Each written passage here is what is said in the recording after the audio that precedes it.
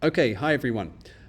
In this video tutorial, I'm going to show you how to use this Blender file that we've been working on to control the XARm5 5-axis robotic arm. Now, this is something that we're going to be adding to and trying to improve over time. And we'll put the file up on our GitHub so that we're very happy for other people to suggest improvements and to make improvements themselves. We're just going to show you how to install it and how to use it in its current state. All right, so I'll just pop over to our instructions page and we'll just go through the whole setup process. All right, so the first thing that you'll need to do, read through this. Some of this will be basic installation of the robot arm itself, which I think you can kind of work out through the documentation from uFactory. You'll need to download uFactory Studio, which is cross-platform and you can download from their website. In this case, I'm working on Mac. The other thing you'll need to do is to have your robot arm and your computer talking to each other on the correct IP addresses. So we've got all of these instructions listed here. The IP address of your robot arm, you should be able to find it printed on the control box. And we've still got that mistake there. In this case, this is our IP address.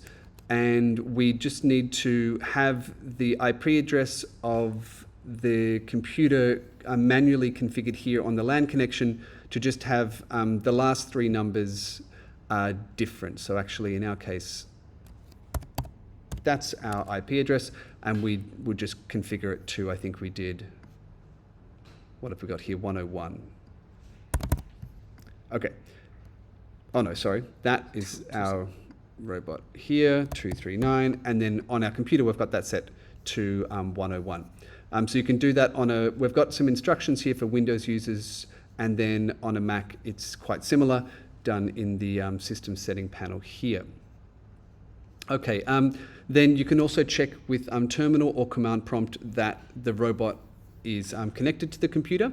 Once you've got all of those connected, you can check this also with uFactory Studio.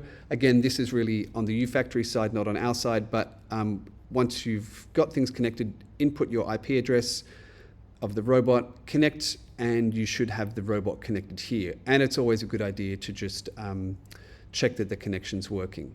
So in this case, I'll just move forwards on the Z-axis, on the X-axis, sorry, and then 0, and that's all working perfectly fine. All right, so I'm going to jump straight over to Blender now. So when you open the Blender file, it will look like this. You'll see a representation of the robot arm. In this case, it's the XARm5, which is rigged and has the inverse kinematics bone chain, and we've also got the gripper here at the moment. So just going back to our instructions, you can sort of read through this one step at a time, and it will tell you everything that is in the file. What I'll do now, I'm going to go through probably from about step 5. I'm going to run the script, which is going to bring up the user interface panel. I'm going to keyframe a small amount of movement, and I'll show how to connect to the robot and send that animation to the robot.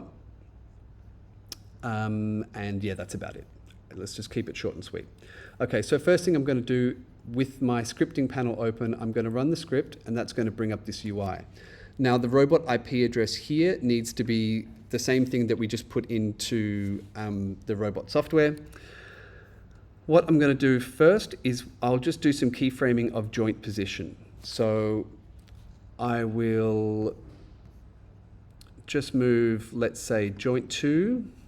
I'll just move the robot up slightly. Actually, I'm just going to reset position, go to home. I'll keyframe that first position. So I'll keyframe here, and then I will move to, let's say, frame 200, move the robot up slightly, and maybe up slightly here. I'll be a little conservative here to just check that everything's moving. I'll keyframe that again, and I can even reset position here and keyframe that. The way that this is set up is that at the end of your animation, it will automatically go back to home and it will stop live syncing. But we've found that when you're getting used to this file, running it on your computer, it's a good idea to sort of not leave the robot in a particularly strange position in case it has difficulty working out how to get back, in case it tries to go the wrong way and gives you a singularity or something like that. So I'll just keep this animation here. If I go back to the beginning and just play it in my timeline, it should be pretty straightforward. So the next thing we have to do is we have to bake the IK, or bake the inverse kinematic solution. So I'll just click Bake IK, and depending on your computer, that might take a couple of seconds. Once that's done, you'll see a whole lot of keyframes here at every frame. All right, now I'm going to click Start Live Sync. Sometimes we've found that this might hang a little bit here. Sometimes if I just click in the window, it might refresh, but it says now live syncing. If you see error or anything else there, that'll mean that you've got a connection problem. Okay, so now that I've got live syncing, if I press play on my timeline, it should run the animation. So I'll press play now. The robot's going to go up and then come back down. And because my timeline at the moment is 1,000 frames, it's going to run all the way to the end, and then if I hadn't keyframed it back, it would return the robot to home. And now we should see, if I just click in here, the live sync should stop. I'm going to pause the recording here. It hasn't actually stopped. Okay. Okay, and there was a little bit of a UI glitch here. As soon as we rolled over there, it showed us that live sync had stopped. So there's probably a few little things that on Mac we might need to check just in terms of how the interface is updating. But it has stopped live syncing. Okay, so the second thing I'm going to show you is how to keyframe, instead of one joint at a time, we can keyframe from the TCP. So to erase these keyframes, I'll just press A and X to delete all these keyframes. So we've got a fresh workspace. I'll start in the home position, and I'm going to switch to Enable IK. I've also got to make sure that I'm in object mode. That's another bug we've got to fix at the moment. After you've done live syncing, it stays in pose mode. So just make sure you're in object mode. And this object here, TCP empty, if I just press G for grab, you'll see that that is representing the TCP. And we've got an inverse kinematic solution. So all of the arms, all of the joints are following correctly with the correct constraints programmed in the IK chain. So in this case, what I'm going to do is I'm going to see if I can pick up, I've got a little piece of little piece of money here, and I'll see if I can pick it up. So I'm going to video that. So I'm just going to measure the distance. I'm doing this a little approximately. I'll measure the distance from the center of my TCP to the money. It's 27 centimeters across. So I'll just see if I can keyframe that and pick that up with the gripper. So I'll begin with a keyframe at the beginning, just in our home position. Let's go to frame, I don't know, 300 is fine. And I'll just press GY, and I'm going to move my gripper across. And I'll press GY. Let me just check my scene units here.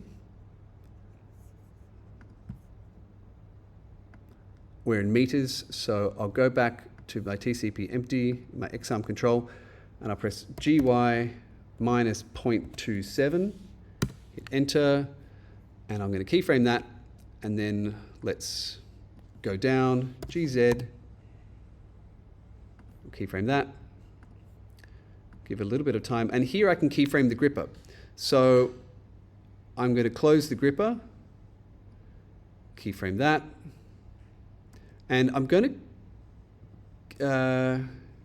just got to make sure the gripper has enough time to close. So I might actually grab that keyframe, just give it a long amount of time, because I've noticed that the gripper actually has quite a slow movement to it. And then from here, I guess I can go back up, GZ, lift up, keyframe that, and then I'll give myself another time interval, GY, we can come across here, keyframe that, and I guess we can drop our money, open the gripper, keyframe that. Another thing we've noticed at the moment is the keyframing of these individual parameter windows. It's not working properly, so hopefully we'll have that fixed by the time we upload this video. But for the moment, just use this keyframe button. It seems to be working particularly well. So if we go to the beginning and I press play, we should have this movement. We can look at it here where we come across, we drop down, we close our gripper, and we come across again and drop it. One thing I guess I should check, just double check, when the gripper closes, it gets a little bit longer, so I just want to check, yeah, we're nowhere near the table, so that's fine. All right, so again, I'll go back to the beginning of my scene. I'm going to bake the IK and just give that some time. Okay, that's baked. So now I will start the live sync and just wait until it says live syncing, and then let's see if I've done this correctly and got my measurements right. So I'll press play on my timeline. Our robot is moving across.